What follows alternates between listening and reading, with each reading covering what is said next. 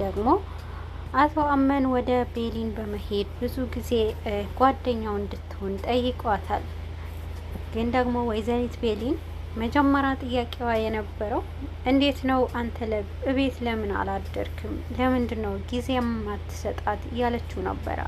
በተለይ የጄሪ ሁኔታዋ በጣም አስጨንቋታል እና ጄሪን እንግዲህ ወደ ቤሊን በመሄድና አንቺ ለምንድን ነው ባለትዳር ወንድ ላይ አይንሽን የምታፈጭው?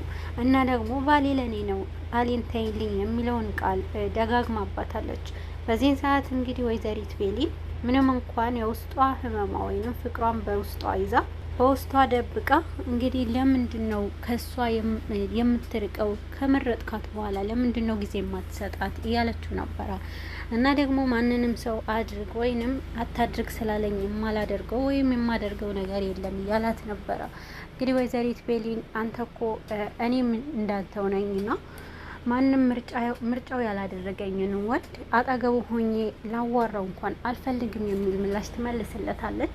በዚህን ሰዓት ግን ደግሞ አንድ ነገር አቅርቦላታል ማለት ነው። እሱም የነበረውን ጓደኛሞች እንሆን ብሏት ነበርና እንግዲህ ቤሊን ያንን ምላሽ አልመለሰችለትም እና ለማንኛውም አስቤበት እነግርሃለሁ የሚለውን ነበረ።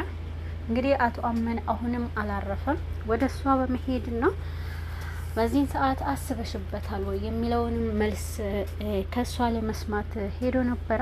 ወይዘሪት ቤሊን አስቤበታለሁ ብለዋለች። እሱ ምላሹን ለመስማት ጠብቆ ነበርና እና ደግሞ መስማትም የፈለገች አቶ አመንም እንግዲህ መስማት የፈለገውን ነገር ጠይቋት ነበርና ካንቺ መፈለገውን ነገር ልትነግሪኝ ትችያለሽ አሁን እና ያሰብሽበት ምንድነው ብለዋት ነበረ።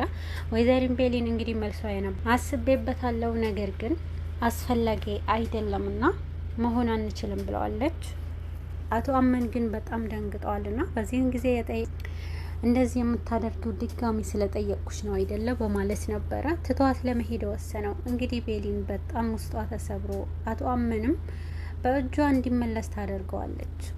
ሁለቱም በጣም ከባድ የሆነ ስሜት ውስጥ ይገባሉ። ወይዘሪት ቤሊን አይኑን እያየች እንዳይሄድ ጓደኛሞች መሆን እንደሚችሉ ትነግረዋለች። እንግዲህ አቶ አመንም በደስታ ሊያቅፋት እሷንም አይኑን እንግዲህ ሁለቱም በደስታ ይተቃቀፋሉ ማለት ነው። አቶ አመንም ቤሊንም በሚስጥር ጓደኝነት እንድትሆነው አሁን ላይ ተስማምተዋል ማለት ነው። ሁለቱም በደስታ ውስጥ ገብተዋል። እንግዲህ አሁን ላይ ጀምሯል ማለት ነው። የሁለቱ ፍቅር በመራራቅ ብቻ ሳይሆን በደስታ ጀምረውታል። በተለይ ደግሞ ይሄንን ነገር ደግሞ ቤሊንና አቶ አመንንም ለመያዝ ሁለቱም ተነስተዋል። ጄሪንና ሜርሲ አሁንም የሁለቱንም ጉድ ለማፍላት ነው እየተጓዙት ያሉት። ግን ደግሞ አቶ አመን ምንም እንኳን ምርጫው ያደረጋት ቤሊን ብትሆንም በቃላቶቹ መሀል ጄሪን ብሎ መጥተዋል። ስለመረጠ ይበልጥ ደግሞ ቤሊንን ላይ ጫና እየበዛባት ይገኛል። ቤሊን አሁን ላይ አቶ አመንን መርጣውና እሱ ደግሞ በእሷ ምክንያት ወደ ኋላ መቅረቱ አሁን ላይ ዋጋ እያስከፈለው ነው የሚገኘው። ወይዘሪት ጄሪ ከመረጠ በኋላ በጣም እየተጎዳ ነው። በጣም ከባድ ፍቅር ውስጥ ነው ያለው። በተለይ የቤሊን ፈገግታ እያሰበና ቤሊን ምን ያክል እሱን ለሱ አስፈላጊ እንደሆነች አሁን ላይ ነው የገባው። አሁን ላይ ግን ቤሊን ሁለቱም ሚስጥር ጓደኛሞች ከሆኑ በኋላ የሁለቱም ፈገግታ ተመልሷል። የሁለቱም ደስታ እንግዲህ ተመልሷል። ወይዘሪት ቤሊንም እሱን አቶ አመንም ከጎኗ እንዳይርቅ አቶ አመንም ቤሊን ደግሞ ከጎኑ እንዳትርቅ የቻለውን ጥሯል። በሁለቱም መሀል እንግዲህ ሰላም ወርዷል። ግን ደግሞ አንድ ነገር መሀላቸው የሚረብሻቸው ነገር አለ። እሷም ጄሪ ናት። ጄሪ የሁለቱ መገናኘት አሁንም ቢሆን አትፈልገውም። ሁለቱን ለመለያየት የቻለችው ሁሉ እያደረገች ትገኛለች።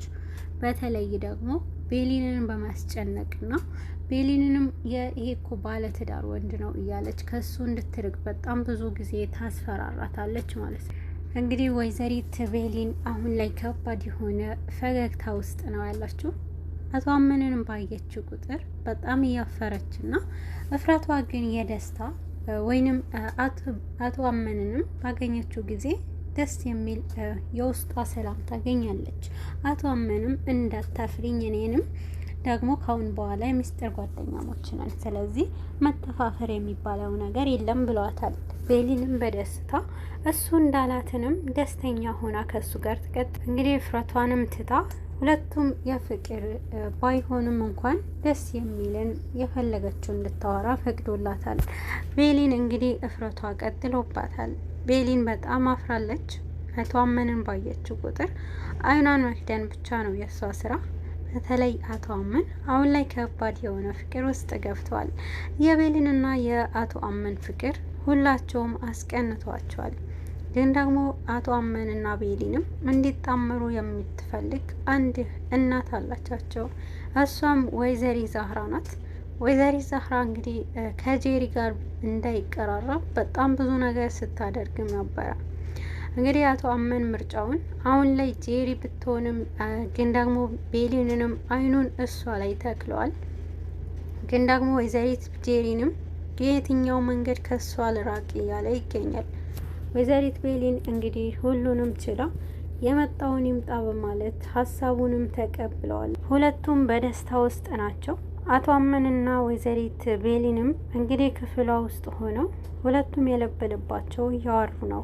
ነገር ግን አንድ የሆነ የሚከታተላቸው ሰው አለ። የሁለቱም ደስታ የሚያደፈርስና ሁለቱም ደስተኛ እንዳይሆኑ የሚያደርጋቸው ሰው ከኋላ ይመጣል። እነሱም በድንጋጤ አይናቸውን አፍጠው ይቀራሉ። እንግዲህ የወይዘሪት ቤሊንና የጄሪ ፍቅር አሁንም ቢሆን መሀላቸው ላይ ያለው ነገር አቶ አመን ነው። ግን ደግሞ ሲፈን የምትፈልገው አቶ አመንን ለህይወት ውስጥ እሱን አግብታ ሳይሆን እሷ የምትፈልገው ፍላጎቷ ሁሉ የዛ ቤትንም ንብረት የራሷ ማድረግ ነው።